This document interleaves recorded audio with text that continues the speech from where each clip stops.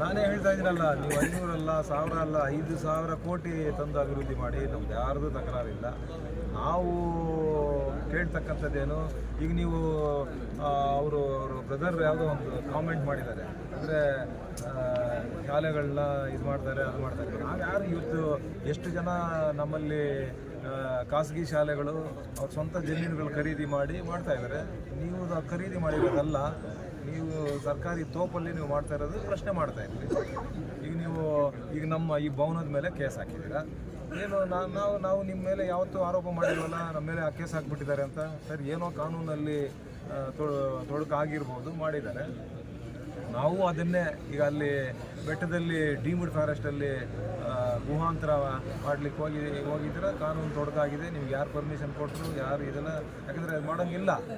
Deemed ಫಾರೆಸ್ಟಲ್ಲಿ ಇರ್ತಕ್ಕಂಥ, ಯಾಕೆಂದರೆ ಇವಾಗೆಲ್ಲ ಮಾಡಿರೋದು 30 ವರ್ಷಗಳ ಹಿಂದೆ ಮಾಡಿರೋದು. ಹಾಗಾಗಿ ಅದನ್ನು ಪ್ರಶ್ನೆ ಮಾಡ್ತಾ ಇದ್ದೀವಿ. ನಿಮ್ಮ ಅಭಿವೃದ್ಧಿಗಳಿಗೆ ನಾವೆಲ್ಲರೂ ಕೂಡ ಯಾವತ್ತೂ ಕೂಡ ಅದ್ರ ಬಗ್ಗೆ ನಾವು ಮಾತಾಡಿಲ್ವಲ್ಲ.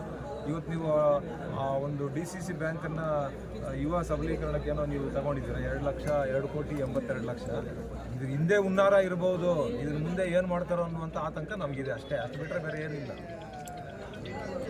10 ವರ್ಷಗಳಿಂದ ಮಾಡ್ತಾ ಇರ್ತಕ್ಕಂಥ ಆರೋಪಗಳು ಯಾವುದು ಸಾಧಿಸಿಲ್ಲ. ಎಲ್ಲ ಈಗ ಅವರೇ ಹೇಳಿದಾರಲ್ಲಪ್ಪ, ಅವರೇ ಹೇಳಿದರೆ 2001ರಲ್ಲೋ 2ರಲ್ಲೋ ಈ ಟೀಚರ್ಸ್ಗೆಲ್ಲ ಸೇಲ್ಡ್ ಮಾಡಿದ್ದಾರೆ. ಅವರೇ ಹೇಳಿದಾರಲ್ಲ ತಪ್ಪಾಗ್ಬಿಟ್ಟಿದೆ, ಆಲ್ಟರ್ನೇಟ್ ನಾವು ಬದಲಿ ಬೇರೆ ಜಮೀನು ಕೊಡ್ತೀವಿ ಅಂತೆಲ್ಲ ಕೇಳಿದ್ದಾರೆ. ಎಲ್ಲ ಆಗಿದೆಯಲ್ಲ, ಇನ್ನೇನು ಬೇಕಾಗಿದೆ ಹೇಳೋ? ಎಲ್ಲ ತಪ್ಪುಗಳು ಮಾಡಿರ್ತಕ್ಕಂಥದ್ದು. ಇವು ನಾವು ಬೇರೆಯವ್ರ ಬಗ್ಗೆ ಯಾಕೆ ಮಾತಾಡ್ತಾ ಇಲ್ಲ?